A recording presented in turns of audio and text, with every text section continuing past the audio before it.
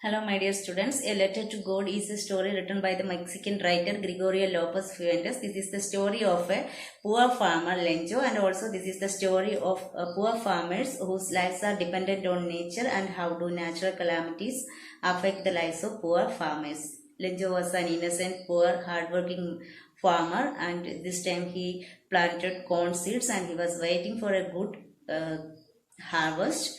All he needed was a rain, and he was hoping for a rain, and he was confident that this time he would get good money by selling his crop. And finally the rain came, and Lenjo was very happy, and even he compared the raindrops into new coins. He compared the small raindrop to 5 cents and big raindrop to 10 cents. A cent means just like our notes, 50 rupees notes, 100 rupees notes. And suddenly the rain changed into a hailstorm. Hailstones started to shower upon the crops, and it destroyed the whole crops.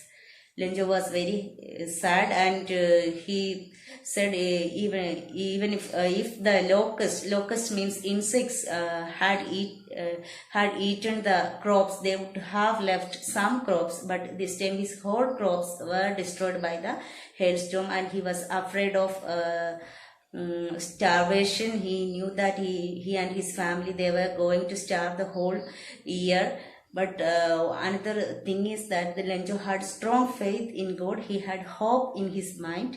We can see one sentence in the story: no one dies of hunger. All he said was no one dies of hunger, and he had strong belief in God. So he said God's eyes see everything. So he decided to write a letter to God. Even though he was a poor farmer, he knew how to read and write. So the next Sunday, he wrote a letter to God requesting 100 pesos.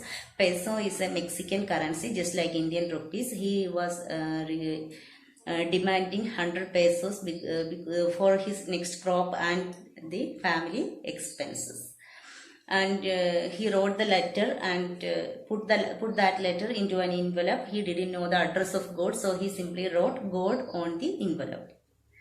The letter reached the post office, and the postman took out the letter and was surprised by the address, only God. The postman handed over the letter to the postmaster, and this letter made the post office employees a hearty laugh. Suddenly the postmaster stopped his laughing, and he was amused by the strong faith of this poor farmer.